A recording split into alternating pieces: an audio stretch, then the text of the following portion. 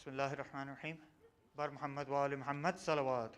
اللهم صل على محمد وآل محمد وعجل فرجهم. Bismillah ar-Rahman ar-Rahim. We are inshallah beginning our program with the recitation of the Holy Quran.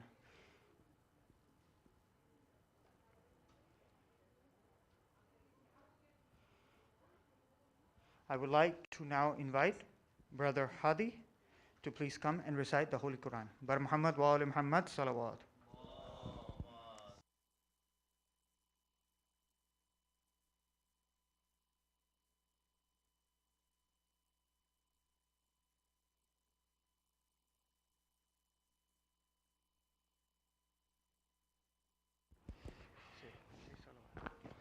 Please recite a salawat.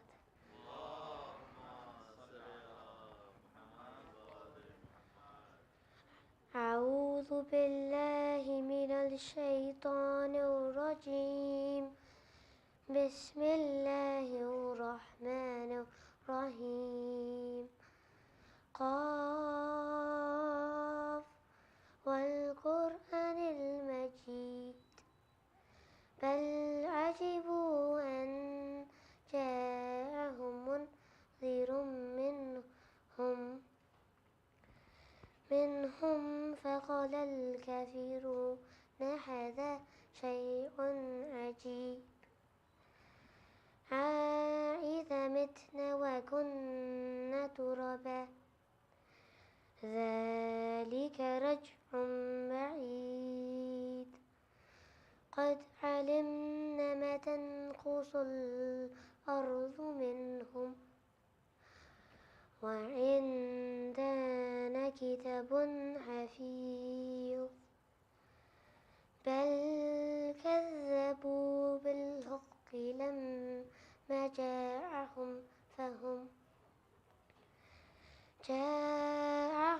فهم في أمر مريج أفلم ينظروا إلى السماء فوقهم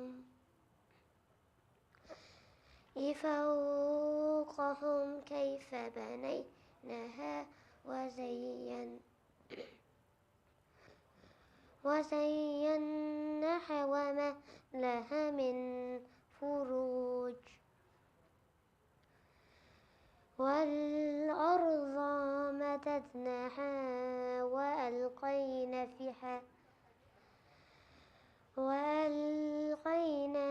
فيها رواسي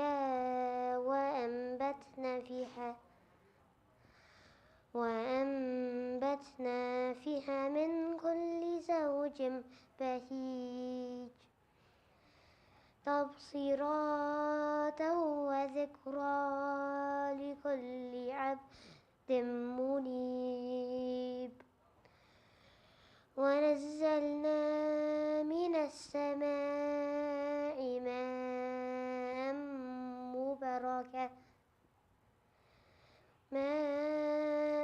مباركا فأنبتنا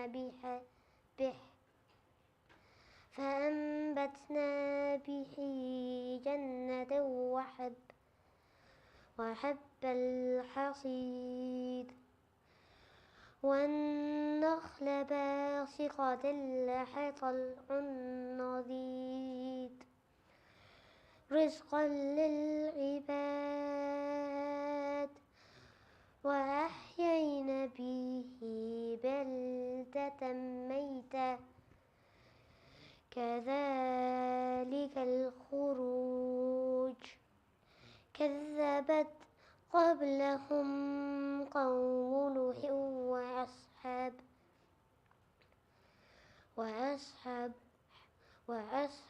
الرس وثمود وعاد وفرعون وإخوان لوط وأصحاب الأيكة وقوم تبع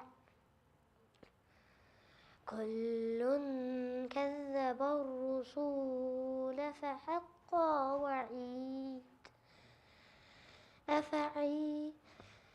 أفعينا بالخلق الأول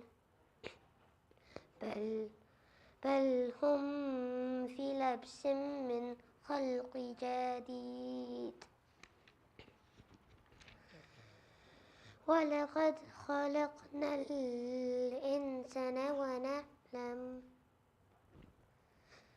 ونعلم ما توسوس به نفسه ونحن أقرب إليه من حبل الوريد إذ يتلقى المتلقيان عن اليمين وعن الشمال قعيد ما يلفظ من قول إلا لديه رقيب عتيد وجاءت سكرة الموت بالحق ذلك ما كنت منه تحيد ونفخ في الصور ذلك يوم الوعيد وجاءت كل نفس مع سائق وشهيد لقد كنت في غفلة من هذا فكشفنا عنك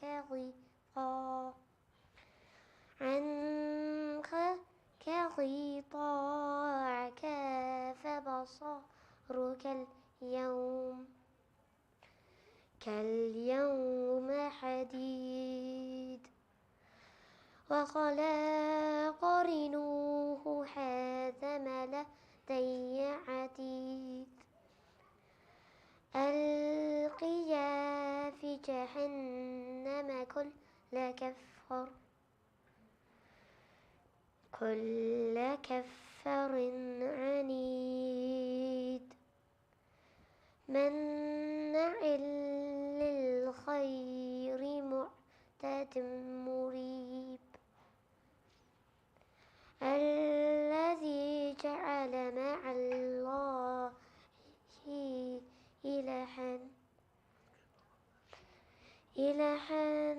إلها آخر فألقياه في العذاب الشديد قال قارنه ربنا ما أطغيته ولكن كان في ضلال بعيد قال لا تختصموا لدي وقد قدمت For Muhammad وآل محمد صلوات. اللهم صل على محمد وآل محمد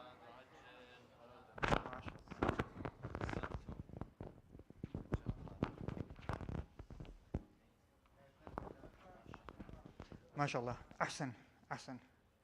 Jazakallah, everybody. Bismillahir Rahmanir Rahim.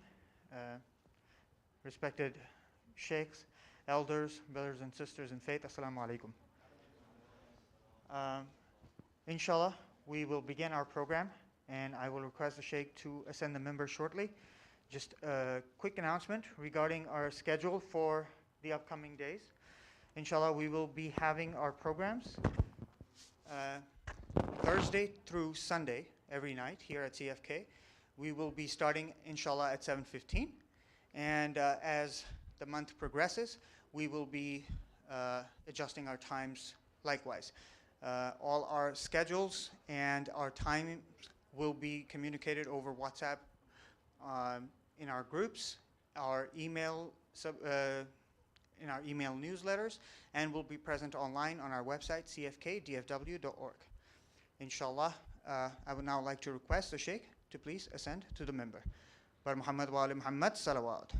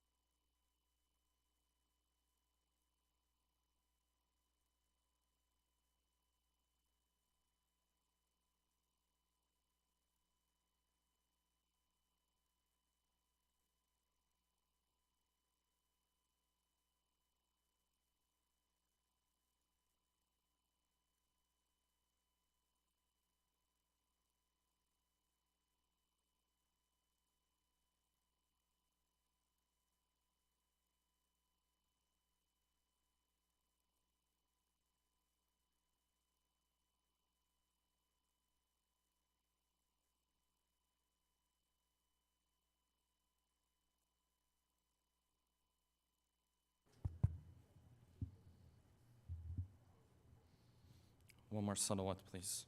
اللهم صل على محمد وعلى محمد وعجل فرجه. أعوذ بالله من الشيطان الرجيم. بسم الله الرحمن الرحيم. الحمد لله رب العالمين،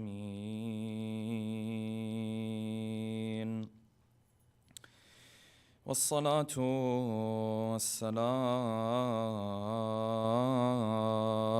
والسلام على سيدنا ونبينا وحبيب قلوبنا وشفيع ذنوبنا وطبيب نفوسنا أبي القاسم محمد. اللهم صل على محمد وعلى محمد وعلى محمد وعلى أهل بيته الطيبين الطاهرين، واللعنة الدائم على أعدائهم أجمعين. أما بعد، فقد قال الله الحكيم في محكم كتابه الكريم: أعوذ بالله من الشيطان الرجيم. ويجعلون لله البنات سبحانه ولهم ما يشتهون. وإذا بشر أحدهم بالأنثى ظل وجهه مسودا وهو كظيم يتوارى من القوم من سوء ما بشر به أم يدسه في التراب أيمسكه على هون أم يدسه في التراب على ساء ما يحكمون. صدق الله العلي العظيم. صلوات اللهم صل على محمد وعلى محمد. For the hastening for the love of our beloved Prophet and his beloved progeny, please recite a second loud salawat. Allahumma salli ala Muhammad wa ala Muhammad. For the hastening in the return of our beloved 12th Imam, a third final loud salawat. Allahumma salli ala Muhammad wa ala Muhammad wa ajil farajah. Allow me to begin by congratulating all of our dear brothers and sisters on the coming of this blessed month of Ramadan. This month that is so special, it is so holy, we have narrations in which the Imams tell us that you are not to refer to this month as just Ramadan. Sometimes we say Ramadan, we just throw the name around. And the narration is trying to say, it's so special, you're supposed to add something before, add something after. You're supposed to say Shahru Ramadan, the month of Ramadan, the special month of Ramadan, just so that we understand that we don't take this month lightly. So first and foremost, a big congratulating to all of our brothers and sisters on that. Number two, as you all know, alhamdulillah, the first 15 days, the St. Louis community, inshallah, will be joining us virtually. And to those of them who are watching us online, alhamdulillah, they are with us in spirit as well. And moving on to the topic that we'll be discussing this month of Ramadan. I'm quite excited and quite honored, to be honest, to be delving into the life of our beloved prophets. This is a topic that quite honestly is not discussed as often or as frequently as it should be within our Shia communities. And that has its own reasons and its own background. But the reality is there's a lot of the different aspects and chapters of the life of the Prophet that we don't quite know about. We might have heard stories from here or there. We might have heard from some of the critical moments in his life, but in reality there are a lot of details that we don't know about. And you and I not knowing about the life of the Prophet in detail is something that will affect us in a number of ways, and I'll touch on that in today's topic as well. So inshallah, I'm excited to delve into this topic. I do want to make one big disclaimer that these 19 to 20 nights that we'll be together, inshallah, and I'll be taking your time, is not really the full story of the Prophet. The full story of the Prophet is quite longer than 19 to 20 chapters. But in this month of Ramadan, we wanted to put together something like a package from the life of the Prophet. Inshallah, as the time goes on other occasions, we'll be touching on other chapters of his life. The Treaty of Hudaybiyah, probably the most important treaty that the Prophet ever signed, for example, we won't have an opportunity to talk about in this Ramadan. The journey of Mi'raj, for those who remember, we discussed before this month of Ramadan came together. So, inshallah, these 20 we'll discuss, the other topics we'll discuss, and inshallah, when we put the playlist together, we'll add all of it. Inshallah, the number will be much greater than 20 because there is a lot to discuss about this holy character. Having said that, let us delve into the questions that we want to pose for tonight's lecture. Number one, what is the importance of studying the seerah and the lifestyle of our holy prophet? Number two, what are some of the principles we utilize to study the life of the prophet and to accept or reject certain stories that are attributed to the prophet? If someone comes and says the prophet did this or did that, can we just take it at face value?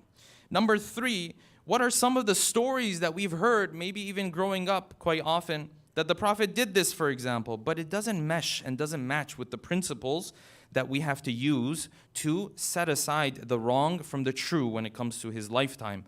And number four, what did the geography of Arabia look like? And these people, this Arab, before the Prophet even came into the picture, who were they? What would they used to do?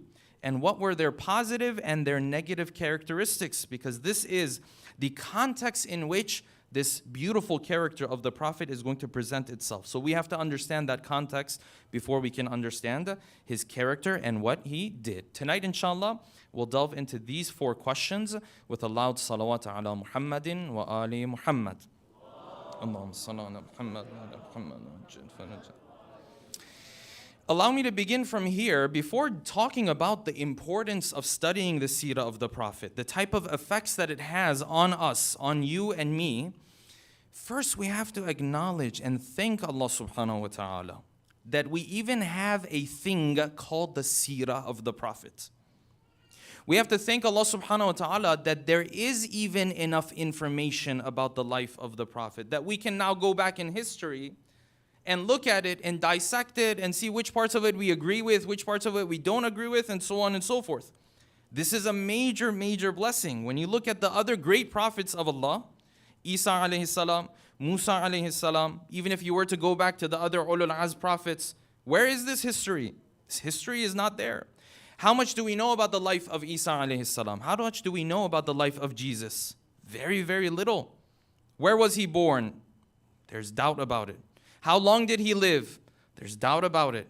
What did he do during the period of time that he was alive? There's doubt about it. There are certain things we know for sure, but very little compared to what you look at what we know of the life of our prophet. You know where he was born. You know who his mother was. You know who his father was. You know the name of the woman who used to take care of him. All of these are important pieces of information that you as a Muslim have. And the reason why this is so critical, the reason why this is so important, brings us to the first reason why we have to study seerah, is because if you want to understand the religion of Islam, you have to understand what the Prophet was doing. When you don't have information about the Prophet, this opens the door for anyone to come and say, you know, this Prophet that you believe in, he used to do things like this. He used to live his life like this. But when you have information, when you have knowledge of history, then it has to go through that filter now. Now you say, no, you can't say the Prophet did this because we know the Prophet used to do things this way. But you can only do that because you have this knowledge. You can only do that because the seerah even exists. If it didn't exist, as in the case of Isa alayhi salam, as in the case of Musa alayhi salam to a greater extent, well then anyone can come up with anything. Anyone can come up and say, you know, Isa alayhi salam was walking one day, he was passing by this group of people, he said this, for example. How are you going to prove that this didn't happen or did happen? What are you going to use to measure whether this is true or false or not? So the first reason why we study the seerah is because we need to understand Islam itself. Because the Quran tells us that whatever the Prophet says or whatever the Prophet does, he doesn't do it unless and only if revelation tells him to do it. Right? This is what we read at the beginning of Surah An-Najm. Allah subhanahu wa ta'ala says in a number of verses, He says, وَالنَّجْمِ إِذَا هَوَى مَا ضَلَّ صَاحِبُكُمْ وَمَا غَوَى. When he says he went to Mi'raj, he actually went وَمَا يَنْطِقُ عَنِ الْهَوَى. He doesn't speak from himself. If he says something, he only speaks from revelation. Every stance he takes, Allah subhanahu wa ta'ala told him to do that.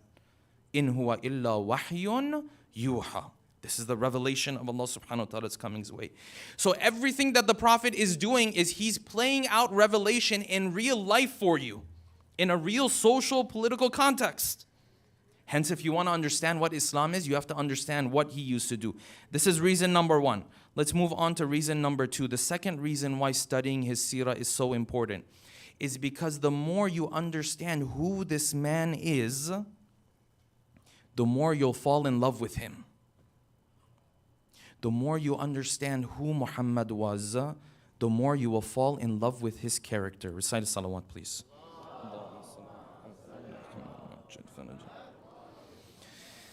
The more you hear, this is the man that when people used to come to speak to him and they used to stutter, he used to come and hug them and say, listen, I am the son of the woman who used to milk the goats with her own hands. Like, you can be calm, you can relax. The more you understand that this is the man who's so brave that the first Imam says in his khutbahs that when battle used to become very difficult, we used to seek refuge in the Prophet. The more you understand who this character is, the more love you develop for him. And inshallah, as we go through this month, the salawat you recited today versus the salawat you're going to recite 30 nights from now, hopefully will be a different meaning altogether. Because now you have a much better understanding of who it is you're reciting the salawat upon. Every step of the way, you get to know him more and more.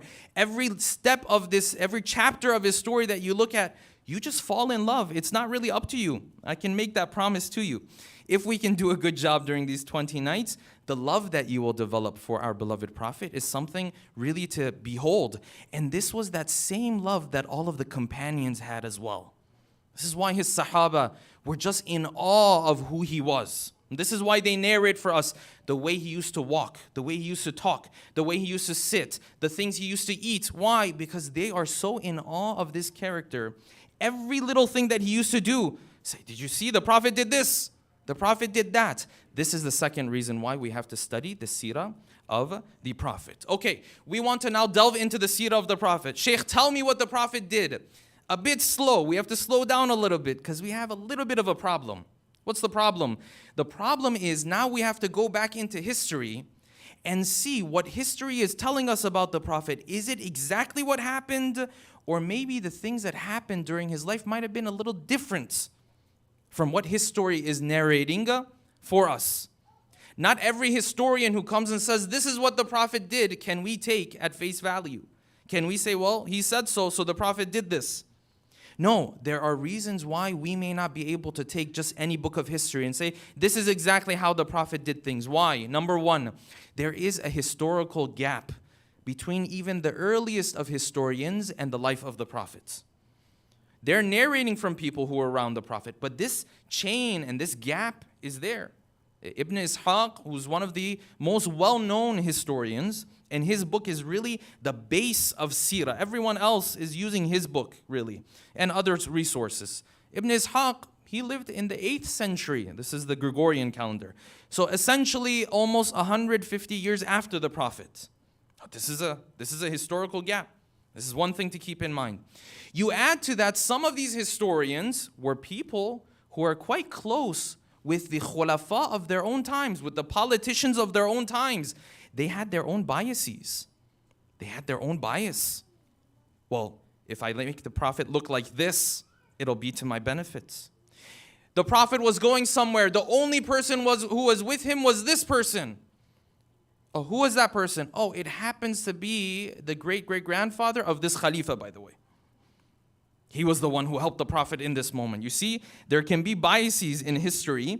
And so, this is the second reason why if a historian says something, we can't just take it at face value.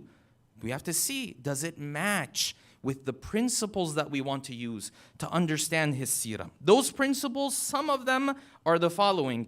And when I go through these, it will help you appreciate the work of a scholar. It will help you appreciate the work of our great scholars. Say, why do these guys study in Hausa for 30 years, for 40 years? This is why. Because when the historian says something, this is simply the first step. If we can recite a salawat and the brothers please move forward. Allahumma salli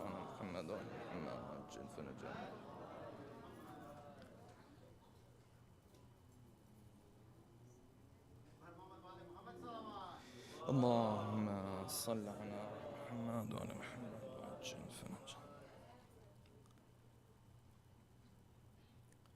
One more salawat, please.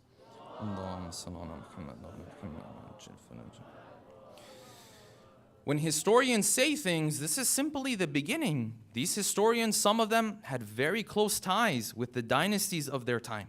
Some of them were close with Bani Umayyah. What does that say about you if you're close with Bani Umayyah? Some of them were close with Bani al-Abbas. What does that say about you if you're close with Bani al-Abbas? What does it say about you if you write your book and you gift it to the family of the Khalifa of your time? These may not be, you can't say maybe red flags. These are yellow flags, even if they're not red flags. Something is happening here. So we have to use some principles. This is not an exhaustive list, but some of these principles are the following. Number one, when we hear something about the life of the Prophet, first and foremost, it has to match with what the Quran tells us about the Prophet. There could be 1,000 stories about the Prophet that say whatever they want to say. If they don't match with what the Quran tells us about the Prophet, they hold no value. Even if this story is a very famous, well-known story, and we'll come across and I'll give you some examples of that. Number one, it has to match with what the Quran tells us. Number two, we have to see who's the one who's narrating this story. Some people, they were known for being liars. Some people, they were known for changing history. Number three, we have to see whether it matches with the overall character of the Prophet. So the Prophet came home one day, he was upset and he threw his clothing on the ground. This doesn't even match with who he is. How is this even possible? This is the man who, when he used to walk, people used to follow him. They were so attracted. How come he came into his house, he was this upset? He has to match with the overall character of the Prophet. Number four, it has to match with those things that we know of in history for sure. There are times a person will say, the Prophet was doing this and I was there with him. And then when you look in history, you find he was 3 years old at that time. So how is this possible? They say this person was there with him. This person witnessed it. This person was a baby at that time. Has to match with what we know of history. Number five, it has to be a situation where you don't have contradicting narrations. One person said the Prophet did this, the other one said no, he did it like this. And there's so much of that in the life of the Prophet, you will see. That's why there's some phrases you'll hear from me quite often. One of them is, this is the mainstream opinion. You'll hear that from me a whole lot this month. Amongst them is that I'll quite frequently say, according to some narrations, because this is not in my hands, the narrations, in the details, there's a lot of contradictions in terms of the details of the life of the Prophet. And moving on to number 6, it has to match with what we understand intellectually of the life of the Prophet and the theological rules that we have in Islam and in our school of thought in particular. Say, well, Shaykh, there's no problem. What stories do we have of the life of the Prophet that go against some of these principles? We'll start from the very beginning. The story of the first revelation. Well, it depends on which school of thought you belong to. In the Sunni school of thought, the story goes, and this is narrated in Al-Bukhari, first chapter, Kitabu Bad'il Wahy, and it's quite frequently and quite commonly narrated, openly, yes? That in that moment when the first revelation was sent upon the Prophet, this revelation was such an odd experience for the Prophet. He, to a certain extent, had no idea what was even happening to him. And he ran into the house of Khadija and he said, Zammiluni, Zammiluni. And the narration says that he turned to Khadija and said, Khashitu ala nafsi. I feel like I'm losing it. Well, this, for us, we might have theological issues with this. How is it this Prophet of Allah, he's being chosen as the one who's going to bring this message, and when the angel approaches him to speak to him, he has no idea what's happening. Not only that, he's reaching a point where he feels like he's losing it. And the narration says Khadija calmed him down. Well, this might be something we might have some issues with.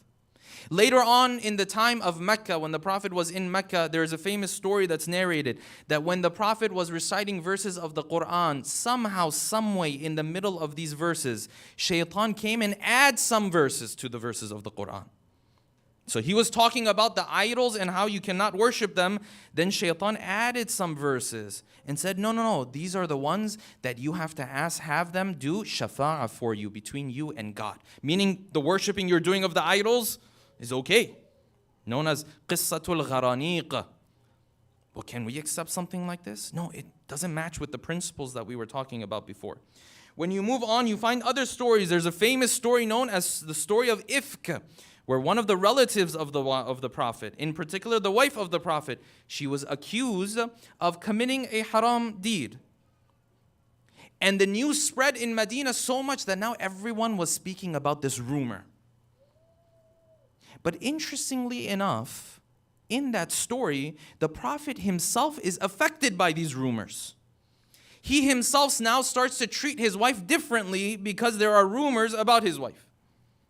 But how does this match with the character that we know of the Prophet? The whole moral of the story, by the way, is to show that when there are simply rumors and no proof, that you're not supposed to act upon it. And yet somehow, some way, now the narration says, when the Prophet used to come to see me before, his wife says, based on this narration, that when the Prophet used to come and see me before, he was so kind and so merciful to me. But now that the rumors had spread, no, he would just come and say salam to me and he would move on. And he asked some of his companions, what do you think I should do with this wife of mine? And some of his companions said, Ya Rasulullah, there are other wives for you too. You don't have to worry about her. This is different from what we understand. So just because a story is mentioned in history, we can't take it then at face value. Recite a salawat, please. Let us delve into the geography of Arabia. And if you understand this, this will be one of the pieces of the puzzle that helps us understand why the Quran is a miracle of Allah subhanahu wa ta'ala. When you look at where the Prophet is now going to be born, where he's going to live, and how he's going to do things in the city of Mecca and in the Arabian Peninsula in general, you have to understand what Arabia looked like at that time. Many of us have a different understanding of what Arabia looked at that time. And because of that, there are parts of the life of the Prophet that don't necessarily make sense to us. The geography of Arabia and the situation that the Arab were living at that time was a very interesting situation. It was a very interesting situation. But the most important of all of their characteristics, the one thing that lied at the very core of Arab society at that time, was tribal connections. If you had a tribe, you were good.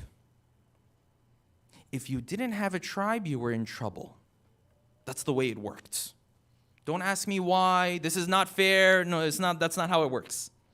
This is how it works. If you have a tribe behind you, you have a support system behind you. You have people to look after you. You have people to support you. If you don't have a tribe, it doesn't matter too much who you are. You're in trouble. And so you see this impacted how the message of Islam spread in that time, in Arabia at that time. Look at the life of the Prophet. How long was the Prophet in Mecca? The Prophet was in Mecca 13 years. Yes? 3 of these years, they call it the private, da'wah, right? The private propagation. We'll talk about it in a number of days. 10 years of it, public proclamation. 10 years of it, the Prophet is openly challenging the idols, openly challenging the whole society. For 10 years, why did they not decide to just kill the Prophet and get done with it? 10 years. 10 years is not 10 days. 10 years the Prophet was spreading this message. And for 10 years, these guys, it almost as if it seems like they couldn't come up with the simple idea of just, forgive me, killing Muhammad and being done with it. When did they come up with this idea? The 13th year. On the night where the Prophet was now moving to Medina, as we'll discuss. But why? Because the Prophet had a tribe. And this tribe was behind him. It's not that simple. It's like, today's politics, you and I look at it from far away. We say, oh, this is easy. You don't agree with this country? Okay, get rid of them. And it's not that easy. There's consequences.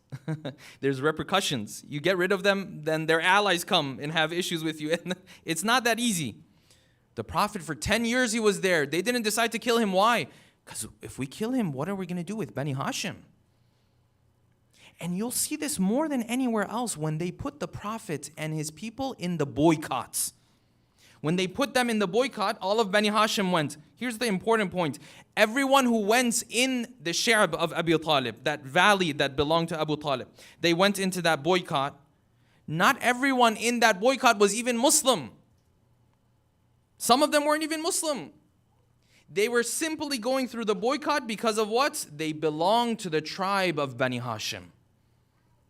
And if I belong to the tribe, I'm going to support the tribe. You want to kill Muhammad? No, we're not going to allow it. He belongs to our tribe. Oh, but you're not even Muslim. You don't even believe in this guy. Still, he's our tribe. So tribal connections lied at the very core of this society. Those who had a tribe, they were somewhat better situation. Those who didn't, they were in serious trouble. What happened to Salman when he came to Arabia? He was immediately sold as a slave, for those who remember when we were discussing his story. Why? Because he didn't have a tribe. Ammar Yasir, what happened to him? Why could the people of Mecca just torture Ammar? Because Ammar didn't have a tribe in that area. Abu Dhar, why did people started beating him when he went out to proclaim his faith in Islam? Why? Because his tribe wasn't there. And they only let him leave alive because they came and gave them the news that if you kill him, one of the tribes that your business merchants pass by when they go for business is his tribe. And so they said, okay, well, we need his tribe. So they let Abu Dhar live. It was all based on your tribal connections. This was number one. Recite a salawat, please.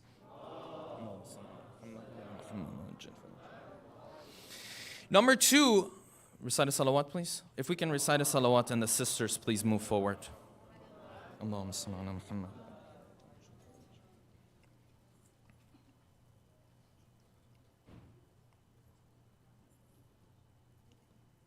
One more salawat, please. Allahumma salli ala Muhammad wa ala Muhammad.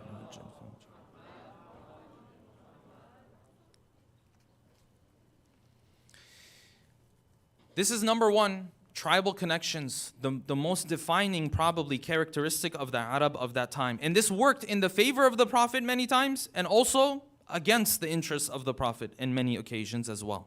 Number one. Number two, the second thing to know about Arabia at that time was a lack of education, lack of knowledge. This is not a society where you have schools and universities and you grow up and you go to school. No, that's not how this works. Mecca is very small.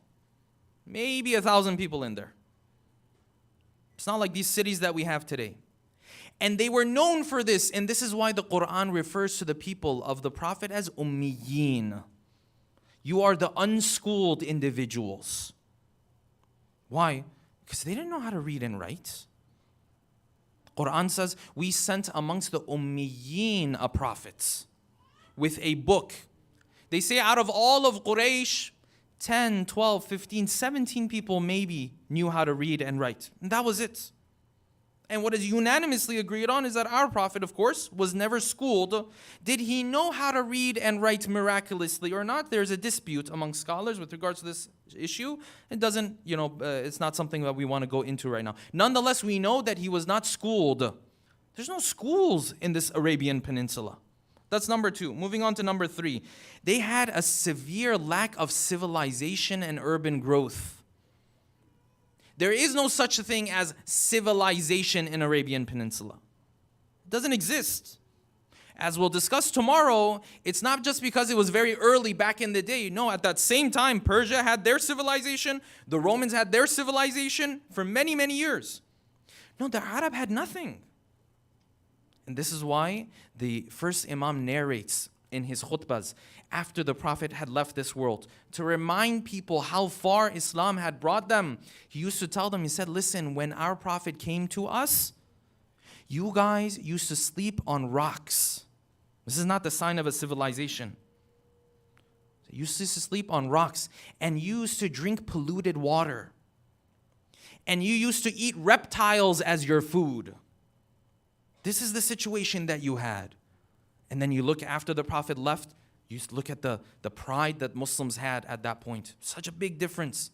So they had a lack of civilization. There's no urban growth in this part of the world. No. Moving on. The other characteristic is the way that they valued the female and children. The value was non-existent. I'm just cutting to the chase. That's as simple as that. The female was seen completely as an object. Like, you know how, na'udhu billah, God forbid, you know how you and I, we talk about objects? This is exactly how they used to talk about the female. And this is why when we talk about Khadija, salamullahi alayha, we'll discuss the importance of the role she played and the wealth that she had. Because a woman having that type of wealth in Arabian society at that time was a big deal. There was no inheritance for these women. No, their inheritance, if someone decides, it's taken, done. In fact, the woman was inherited. Forget about inheritance. The woman herself was inherited. They just decide. Children, inheritance, it's all right, it's ours. They don't have to worry about it. This is the society that they used to live in. And these were the verses that we recited at the beginning. The Quran wants to show you what type of society this is. The Quran says these are the people when they were told that their child is a daughter. وَإِذَا بُشِّرَ أَحَدُهُمْ بِالْأُنْثَى. Do you know what used to happen to these people? ظَلَّ وَجْهُهُ مُسْوَدًّا. He would be totally embarrassed at this point. Like he would isolate himself from society. Like it's a calamity that God has given me a daughter. يَتَوَارَى مِنَ الْقَوْمِ. He used to move away from people. And he would just think to himself, أَيُمْسِكُهُ عَلَى هُونٍ. Do I hold on to this daughter and deal with all the humiliation that I have to deal with from my tribe and my people? أَمْ يَدُسُّهُ فِي التُّرَابِ. Or am I going to put it under dirt? This is the society that the Prophet came into. These were not people who were civilized. These were not people who had the best of customs. No, the Prophet came to a people like this and turned them around 180 degrees. This is part of the miracle of the Prophet. This is how they looked at women. Moving on to number 5, the lack of government. In this Arabian Peninsula, there was no unified government. You know, the basic sign of any civilization is what? One governing body. One governing authority. They had no governments. Everyone was their own people. Every tribe had their own person in charge. This one would attack the other one would attack another one. There's no sense of government. Even beyond that, the Arab did not even have a calendar. A calendar. The Romans did and the Persians did. The Arab did not have a calendar. They used to decide dates based on big events. You know how we do before COVID, after COVID? This is kind of how they used to do things, right? They used to say, I've used that a lot actually. This is how they used to do things. So you remember when the army of the elephants came? This event happened before that. This happened before the army of the elephants came. This one happened, this one was born, this person was born after the army of the elephants. They had no calendar. In fact, many years after the Prophet as well, they did not have a calendar. And then the second caliph, he came up with this idea to put the calendar together and all of that discussion. They had none of this. Moving on, number 6 was a lack of natural resources. This Arabian Peninsula had nothing to offer. Barren lands. Medina, a little bit. Ta'if, as we will discuss, a little bit. Mecca, forget about it. And that is why, as we've discussed before, the mushrikeen of the time of the Prophet, they used to use this trick when it came to the Prophet. That they said, well, Muhammad, whatever miracle we're going to ask him, he's going to make it happen anyways. So we might as well ask for a miracle that has to do maybe with some green, lush gardens or some springs of water, because he's going to make it happen because we know he's a prophet. He's going to make it happen. But guess what? We're not going to believe in him anyways. So guess what happens at the end of the day? We're going to walk away with a spring of water in Mecca. We're going to walk away with lush gardens in Mecca. What's better than that? Why? Because they didn't have that. When you look at other countries, you find there are rivers, there are branches of these rivers running through the country. Arabian Peninsula almost had no rivers at all. So this is the situation the Prophet came into. And this is important. Why? Because when we talk about the Quran, we talk about the theology that the Quran brought to the table, many people start to compare it with societies today. No.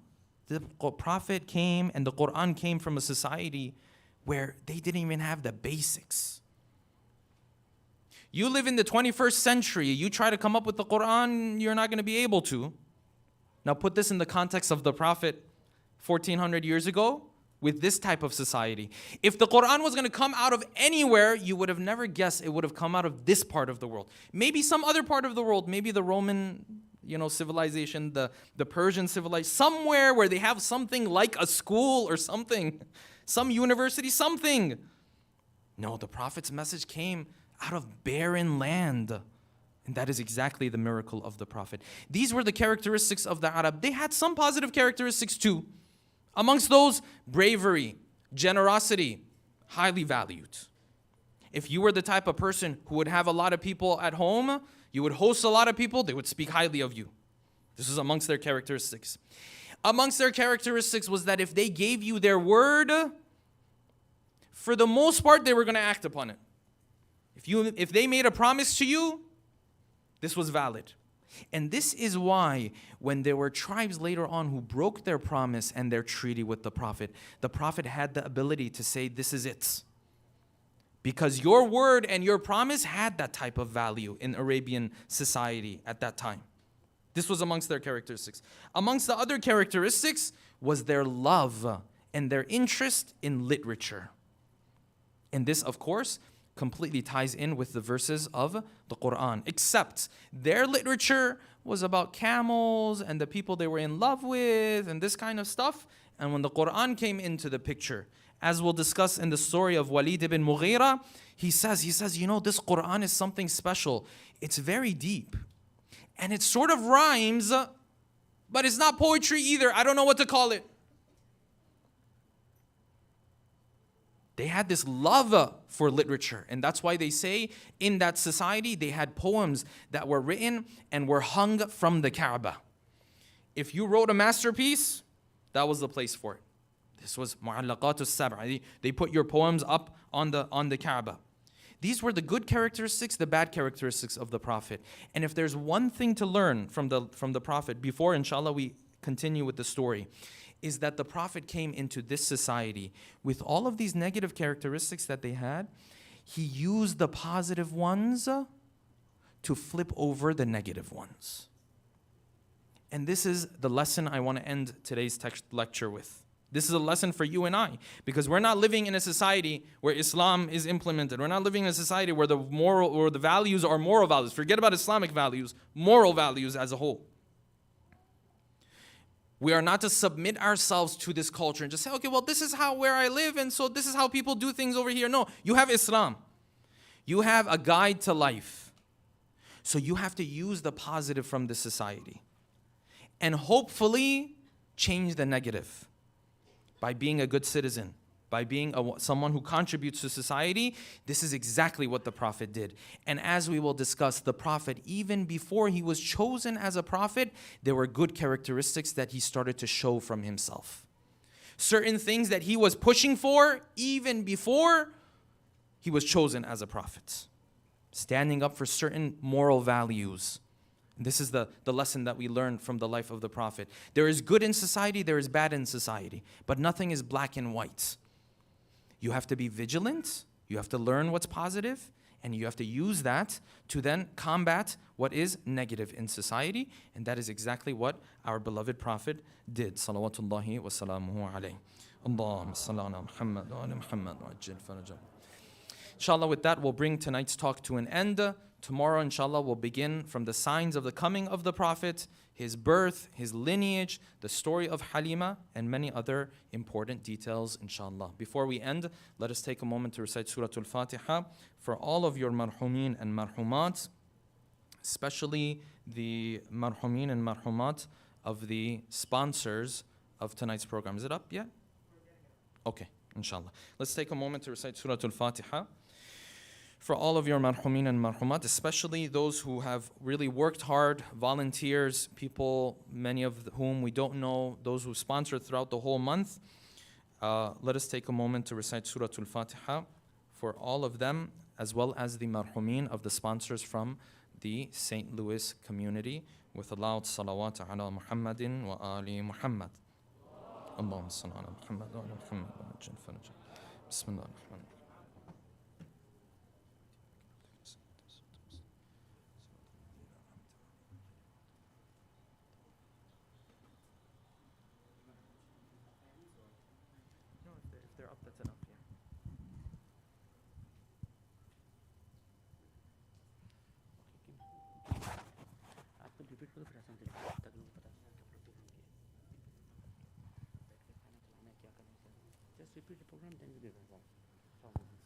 Inshallah, we will recite Surah Fatiha. Just a quick reminder of how we're going to proceed with the program. Inshallah, we'll have Adhan now, and then we'll have Salatul Maghribain. And then, inshallah, we will have iftar served in the rooms behind us. We will, inshallah, try to go behind us into the rooms, receive our iftar, and then if you want, you can come back into the main hall and the dastakans will be laid out and you can have our iftar with us. Or if you want to take it out, you can take that as well. Inshallah, after namaz and after iftar, at 9 p.m., we will have the recitation of Dua Iftatah. I would now like to request Brother Mohsin to please recite the Adhan. Bar Muhammad wa ali Muhammad salawat.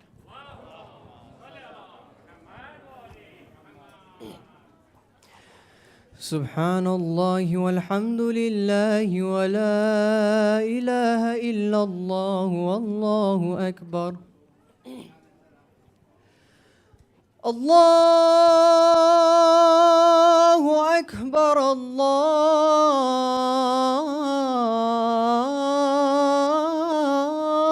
الله أكبر الله أكبر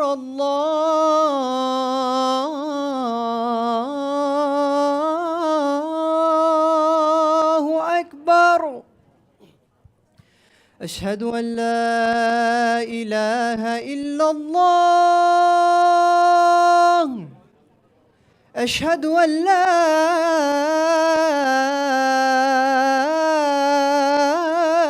إله إلا الله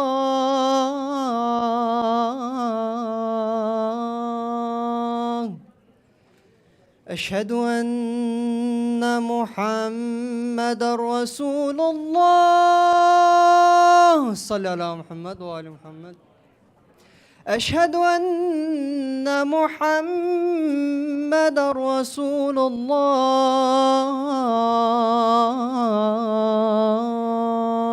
صلى الله على محمد وعلى محمد. أشهد أن عليا ولي الله. أشهد أن عليا حجة الله.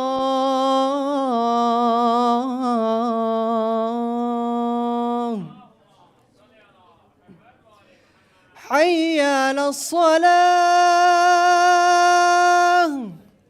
حي على الصلاة.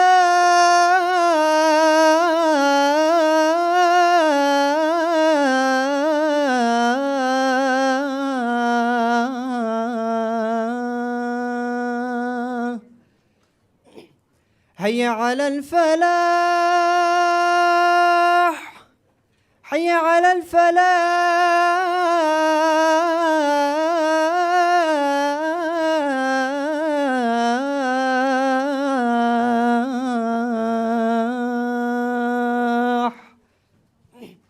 حي على خير العمل. حي على خير العمل. الله أكبر الله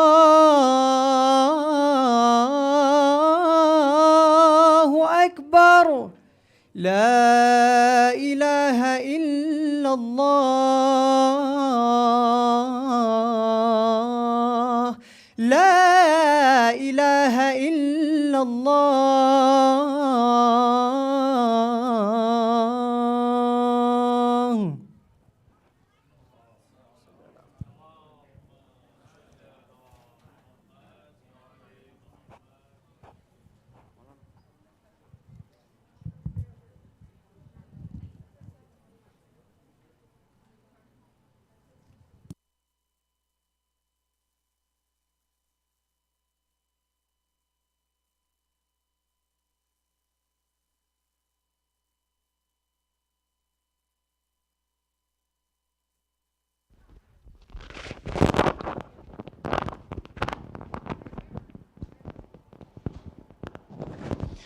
الله أكبر الله أكبر.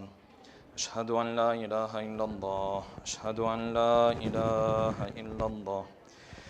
أشهد أن محمدا رسول الله. اللهم صل على محمد وآل محمد. أشهد أن محمدا رسول الله. اللهم صل على محمد وآل محمد. أشهد أن عليا حجة الله. حي على الصلاة. حي على الصلاة. حي على الفلاح. حي على الفلاح. حي على خير العمل. حي على خير العمل. قد قامت الصلاة. قد قامت الصلاة. الله أكبر الله أكبر. لا إله إلا الله. استغفر الله ربي وأتوب. الله أكبر. بسم الله الرحمن الرحيم. الحمد لله رب العالمين. الرحمن الرحيم مالك يوم الدين.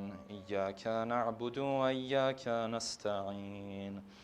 اهدنا الصراط المستقيم صراط الذين أنعمت عليهم غير المغضوب عليهم ولا الضالين. بسم الله الرحمن الرحيم. قل هو الله أحد الله الصمد لم يلد ولم يولد ولم يكن له كفوا أحد. الله أكبر. سبحان ربي العظيم وبحمده. سمع الله لمن حمده. الله أكبر. سبحان ربي الأعلى وبحمده. الله أكبر. الله أكبر. سبحان ربي الأعلى وبحمده. الله أكبر. بحول الله وقوته أقوم وأقوم. بسم الله الرحمن الرحيم. الحمد لله رب العالمين. الرحمن الرحيم مالك يوم الدين. إياك نعبد وإياك نستعين. اهدنا الصراط المستقيم صراط الذين أنعمت عليهم غير المغضوب عليهم ولا الضالين. بسم الله الرحمن الرحيم. والعصر إن الإنسان لفي خسر إلا الذين آمنوا وعملوا الصالحات وتواصوا بالحق وتواصوا بالصبر. الله أكبر. اللهم صل على محمد وآل محمد وعجل فرجهم. الله أكبر. سبحان ربي العظيم وبحمده سمع الله لمن حمده. الله أكبر. سبحان ربي الأعلى وبحمده. الله أكبر. الله أكبر. سبحان ربي الأعلى وبحمده. الله أكبر. أشهد أن لا إله إلا الله وحده لا شريك له وأشهد أن محمدا عبده ورسوله. اللهم صل على محمد وآل محمد وتقبل شفاعته وارفع درجته. بحول الله وقوته أقوم وأقوم. سبحان الله والحمد لله ولا إله إلا الله والله أكبر. سبحان الله والحمد لله ولا إله إلا الله. الله أكبر. سبحان ربي العظيم وبحمده سمع الله لمن حمده. الله أكبر. سبحان ربي الأعلى وبحمده. الله أكبر. الله أكبر. سبحان ربي الأعلى وبحمده. يا لطيف ارحم عبدك الضعيف. الله أكبر. بسم الله وبالله الحمد لله. أشهد أن لا إله إلا الله وحده لا شريك له وأشهد أن محمدا عبده ورسوله. اللهم صل على محمد وآل محمد. السلام عليك أيها النبي ورحمة الله وبركاته. السلام علينا وعلى عباد الله الصالحين. السلام عليكم ورحمة الله وبركاته. الله أكبر. الله أكبر. الله أكبر. الله وملائكته يصلون على النبي يا أيها الذين آمنوا صلوا عليه وسلموا تسليما. اللهم صل على محمد وآل محمد.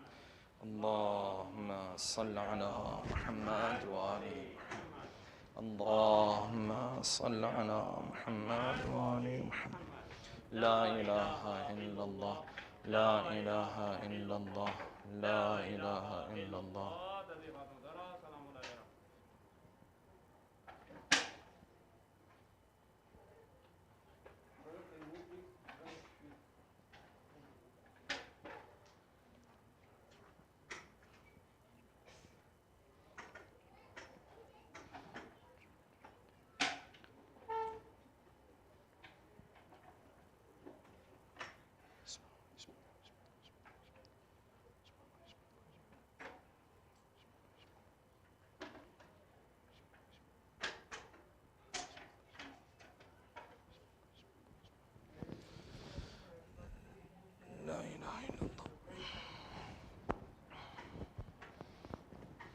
الله أكبر. الله أكبر. أشهد أن لا إله إلا الله. أشهد أن لا إله إلا الله. أشهد أن محمدا رسول الله. صل على محمد. أشهد أن محمدا رسول الله. اللهم صل على محمد. أشهد أن عليا حجة الله صلوات الله وسلامه عليه. حي على الصلاة. حي على الصلاة. حي على الفلاح. حي على الفلاح. حي على خير العمل. حي على خير العمل. قد قامت الصلاة. قد قامت الصلاة. الله أكبر. الله أكبر. لا إله إلا الله. استغفر الله ربي وأتوب. الله أكبر. بسم الله الرحمن الرحيم الحمد لله رب العالمين الرحمن الرحيم مالك يوم الدين إياك نعبد وإياك نستعين اهدنا الصراط المستقيم صراط الذين أنعمت عليهم غير المغضوب عليهم ولا الضالين. بسم الله الرحمن الرحيم قل هو الله أحد الله الصمد لم يلد ولم يولد ولم يكن له كفوا أحد. الله أكبر. سبحان ربي العظيم وبحمده سمع الله لمن حمده. الله أكبر. سبحان ربي الأعلى وبحمده. الله أكبر. الله أكبر. سبحان ربي الأعلى وبحمده. الله أكبر. بحول الله وقوته أقوم وأقعد. بسم الله الرحمن الرحيم الحمد لله رب العالمين الرحمن الرحيم مالك يوم الدين إياك نعبد وإياك نستعين اهدنا الصراط المستقيم صراط الذين أنعمت عليهم غير المغضوب عليهم ولا الضالين. بسم الله الرحمن الرحيم والعصر إن الإنسان لفي خسر إلا الذين آمنوا وعملوا الصالحات وتواصوا بالحق وتواصوا بالصبر. الله أكبر. اللهم صل على محمد وآل محمد وعجل فرجهم. الله أكبر. سبحان ربي العظيم وبحمده سمع الله لمن حمده. الله أكبر. سبحان ربي الأعلى وبحمده. الله أكبر. الله أكبر. سبحان ربي الأعلى وبحمده. الله أكبر. أشهد أن لا إله إلا الله وحده لا شريك له وأشهد أن محمدا عبده ورسوله.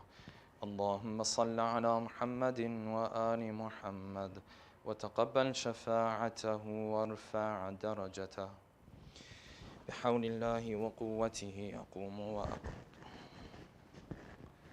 سبحان الله والحمد لله ولا إله إلا الله والله أكبر. سبحان الله والحمد لله ولا إله إلا الله والله أكبر. الله أكبر. سبحان ربي العظيم وبحمده سمع الله لمن حمده. الله أكبر. سبحان ربي الأعلى وبحمده. الله أكبر. الله أكبر. سبحان ربي الأعلى وبحمده. الله أكبر.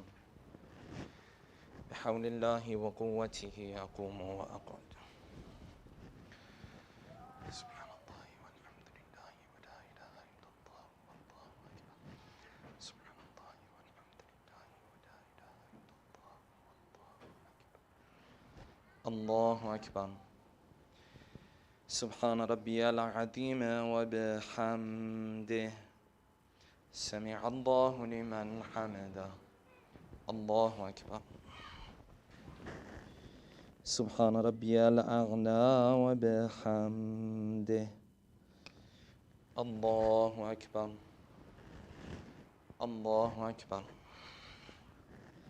سبحان ربي الأعلى وبحمده. يا لطيف ارحم عبدك الضعيف. الله أكبر. بسم الله وبالله الحمد لله أشهد أن لا إله إلا الله وحده لا شريك له وأشهد أن محمدا عبده ورسوله. اللهم صل على محمد وآل محمد. السلام عليك أيها النبي ورحمة الله وبركاته. السلام علينا وعلى عباد الله الصالحين. السلام عليكم ورحمة الله وبركاته. الله أكبر، الله أكبر، الله أكبر.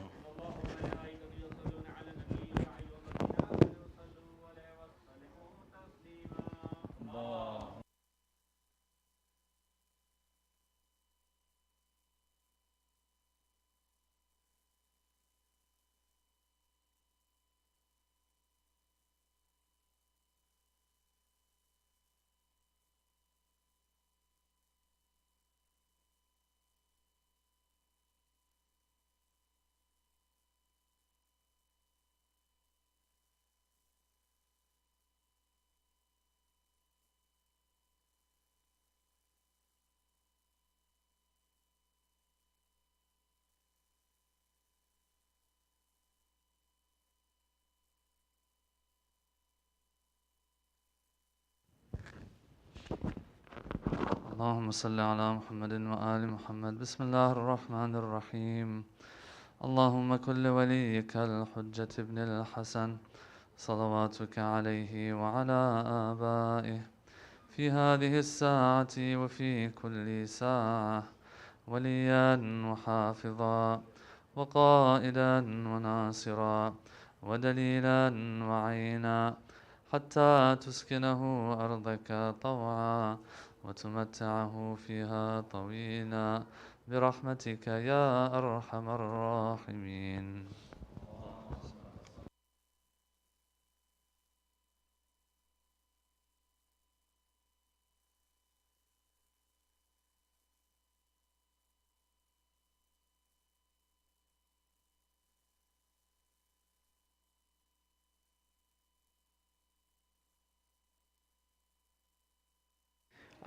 Just two quick announcements. The first quick announcement that we have is that we have a kids camp going on for the younger ones. They'll be going on between Friday and Saturday during the time of the speech, and so if you would like to enroll your kid in that, please contact Sister Falak. The second announcement that we have is that, mashallah, alhamdulillah, so a lot of people have showed up, which is great.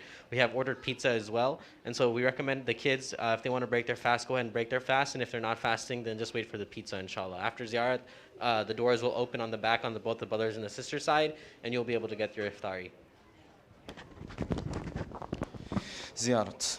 اللهم صل على محمد وآل محمد.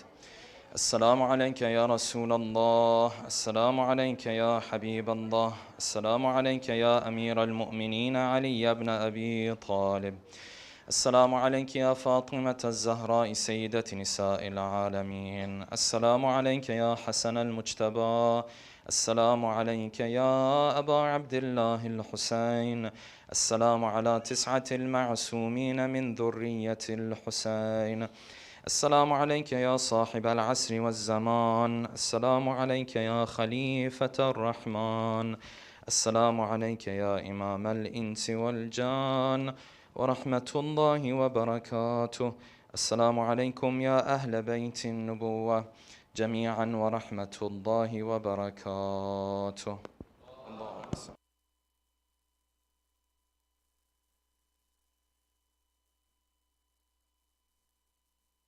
Brothers and sisters, please pay attention to the volunteers. They'll help you with the process of collecting your niyaz and inshallah coming back into the main hall. You'll have 2 dastarkhans available to you, so you can bring the food back and sit down and eat with us. Or if you would like to leave, you're welcome to take the food. Everything is boxed and ready to go. Again, brothers and sisters, please listen to the volunteers as they will help you with the niyaz. Inshallah, the line is being formed. You sit with us for the dua program that will start at 9 o'clock.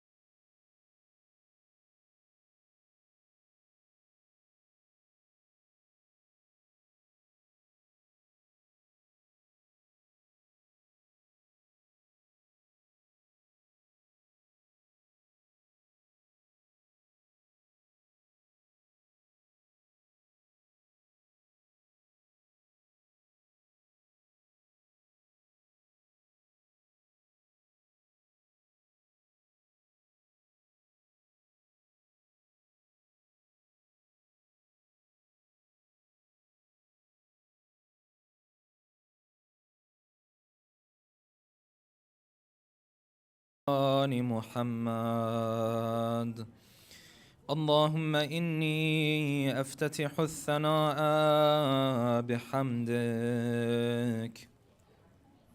وأنت مصدد للصواب بمنك،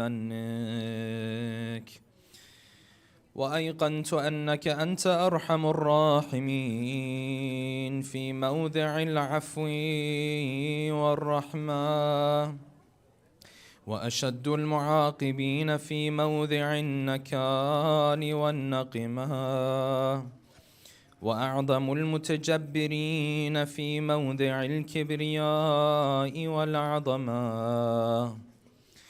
اللهم أذنت لي في دعائك ومسألتك، فاسمع يا سميع مدحتي، وأجب يا رحيم دعوتي، وأقل يا غفور عثرتي.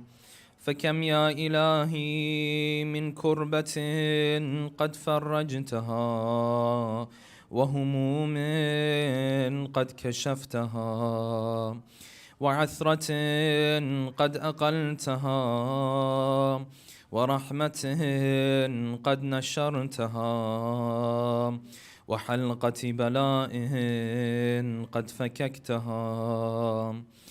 الحمد لله الذي لم يتخذ صاحبة ولا ولدا، ولم يكن له شريك في الملك، ولم يكن له ولي من الذل، وكبره تكبيرا. الله. الحمد لله بجميع محامده كلها، على جميع نعمه كلها. الحمد لله الذي لا مضاد له في ملكه، ولا منازع له في أمره. الحمد لله الذي لا شريك له في خلقه، ولا شبيه له في عظمته. الحمد لله الفاشي في الخلق أمره وحمده، الظاهر بالكرم مجده، الباسط بالجود يداه، الذي لا تنقص خزائنه ولا تزيده كثرة العطاء إلا جودا وكرما، إنه هو العزيز الوهاب. اللهم إني أسألك قليلا من كثير، ما حاجة بي إليه عظيما، وغناك عنه قديم، وهو عندي كثير، وهو عليك سهل يسير. اللهم إن عفوك عن ذنبي، وتجاوزك عن خطيئتي، وصفحك عن ظلمي، وسترك على قبيح عملي، وحلمك عن كثير جرمي عندما كان من خطئي وعمدي، أطمعني في أن أسألك ما لا أستوجبه منك، الذي رزقتني من رحمتك، وأريتني من قدرتك، وعرفتني من إجابتك، فصرت أدعوك آمنا، وأسألك مستأنسا، لا خائفا ولا وجلا، مدلا عليك فيما قصدت فيه إليك، فإن أبتع عني عتبت بجهلي عليك، ولعل الذي أبتع عني هو خير لي لعلمك بعاقبة الأمور. فلم أر مولا كريما أصبر على عبد لئيم منك عليه، يا ربي إنك تدعوني فأولي عنك وتتحبب إلي وأتبغض إليك وتتودد إلي فلا أقبل منك كأن لي التطول عليك فلم يمنعك ذلك من الرحمة لي والإحسان إلي والتفضل علي بجودك وكرمك فارحم عبدك الجاهل وجد عليه بفضل إحسانك إنك جواد كريم. الحمد لله مالك الملك مجري الفلك مسخر الرياح فالق الإصباح ديان الدين رب العالمين. الحمد لله على حلمه بعد علمه والحمد لله على عفوه بعد قدرته والحمد لله على طول أناته في غضبه وهو قادر على ما يريد. الحمد لله خالق الخلق باسط الرزق فالق الإصباح ذي الجلال والإكرام والفضل والإنعام الذي بعد فلا يرى وقرب فشهد النجوى تبارك وتعالى. الحمد لله الذي ليس له منازع يعادله ولا شبيه يشاكله ولا ظهير يعاضده قهر بعزته الأعزاء وتواضع لعظمته العظماء فبلغ بقدرته ما يشاء.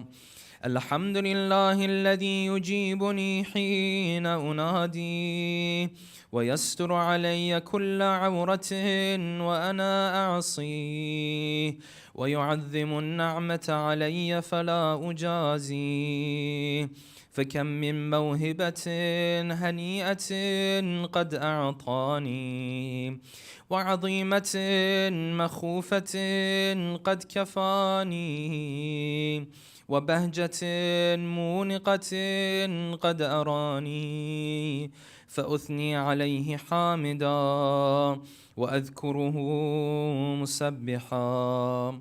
الحمد لله الذي لا يهتك حجابه ولا يغلق بابه ولا يرد سائله ولا يخيب آمله. الحمد لله الذي يؤمن الخائفين وينجي الصالحين ويرفع المستضعفين ويدع المستكبرين ويهلك ملوكا ويستخلف آخرين.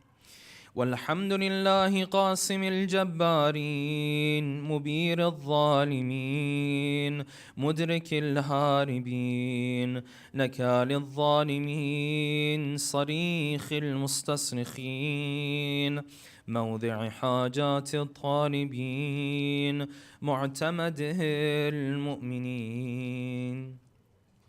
الحمد لله الذي من خشيته ترعد السماء وسكانها وترجف الأرض وعمارها وتموج البحار ومن يسبح في غمراتها. الحمد لله الذي هدانا لهذا وما كنا لنهتدي لولا أن هدانا الله. الحمد لله الذي يخلق ولم يخلق ويرزق ولا يرزق ويطعم ولا يطعم ويميت الأحياء ويحيي الموتى وهو حي لا يموت بيده الخير وهو على كل شيء قدير. اللهم صل على محمد عبدك ورسولك وأمينك وصفيك وحبيبك وخيرتك من خلقك وحافظ سرك ومبلغ رسالاتك، أفضل وأحسن وأجمل وأكمل وأزكى وأنمى وأطيب وأطهر وأسنى وأكثر ما صليت وباركت وترحمت وتحننت وصلمت على أحد من عبادك وأنبيائك ورسلك وصفوتك وأهل الكرامة عليك من خلقك. اللهم وصل على علي أمير المؤمنين ووصي رسول رب العالمين، عبدك ووليك وأخي رسولك وحجتك على خلقك وآيتك الكبرى والنبأ العظيم. وصل على الصديقة الطاهرة فاطمة سيدة نساء العالمين، وصل على سبطي الرحمة وإمامي الهدى الحسن والحسين سيدي شباب أهل الجنة، وصل على أئمة المسلمين علي بن الحسين ومحمد بن علي وجعفر بن محمد وموسى بن جعفر وعلي بن موسى ومحمد بن علي وعلي بن محمد والحسن بن علي والخلف الهادي المهدي، حججك على عبادك وأمنائك في بلادك صلاة كثيرة دائمة. اللهم وصل على ولي أمرك القائم المؤمل والعدل المنتظر وحفه بملائكتك المقربين وأيده بروح القدس يا رب العالمين. اللهم اجعله الداعي إلى كتابك والقائم بدينك، استخلفه في الأرض كما استخلفت الذين من قبله، مكن له دينه الذي ارتضيته له، أبدله من بعد خوفه أمنا، يعبدك لا يشرك بك شيئا. اللهم أعزه واعزز به وانصره وانتصر به وانصره نصرا عزيزا وافتح له فتحا يسيرا واجعل له من لدنك سلطانا نصيرا.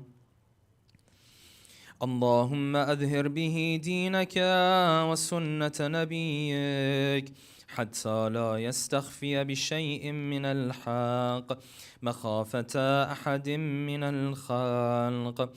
اللهم إنا نرغب إليك في دولة كريمة تعز بها الإسلام وأهله وتذل بها النفاق وأهله وتجعلنا فيها من الدعاة إلى طاعتك والقادة إلى سبيلك وترزقنا بها كرامة الدنيا والآخرة. اللهم ما عرفتنا من الحق فحملنا وما قصرنا عنه فبلغنا.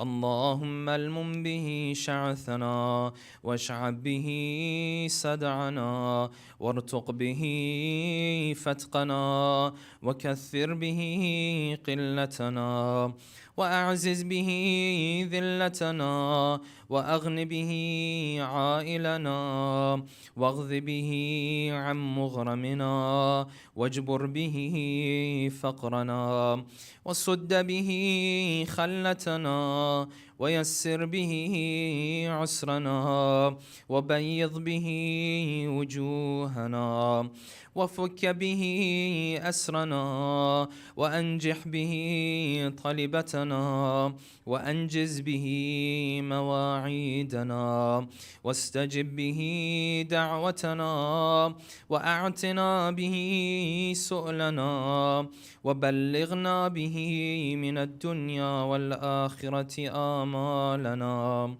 وأعتنا به فوق رغبتنا يا خير المسؤولين وأوسع المعطين اشف به صدورنا وأذهب به غيظ قلوبنا واهدنا لما اختلف فيه من الحق بإذنك إنك تهدي من تشاء إلى صراط مستقيم وانصرنا به على عدوك وعدونا إله الحق آمين اللهم إنا نشكو إليك فقد نبينا صلواتك عليه وآله وغيبة ولينا وكثرة عدونا وقلة عددنا وشدة الفتن بنا وتظاهر الزمان علينا فصل على محمد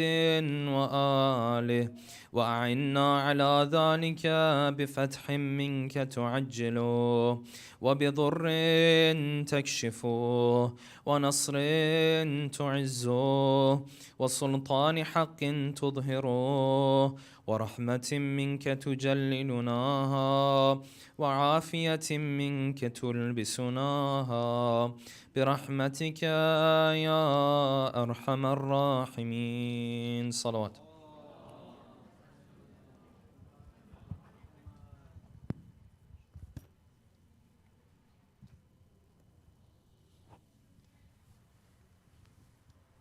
Inshallah we'll end with ziyarat.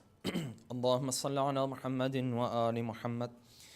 السلام عليك يا رسول الله، السلام عليك يا حبيب الله، السلام عليك يا أمير المؤمنين علي بن أبي طالب، السلام عليك يا فاطمة الزهراء سيدة نساء العالمين، السلام عليك يا حسن المجتبى، السلام عليك يا أبا عبد الله الحسين، السلام على 9 المعصومين من ذرية الحسين، السلام عليك يا صاحب العصر والزمان، السلام عليك يا خليفة الرحمن، السلام عليك يا إمام الإنس والجان ورحمة الله وبركاته، السلام عليكم يا أهل بيت النبوة جميعا ورحمة الله وبركاته.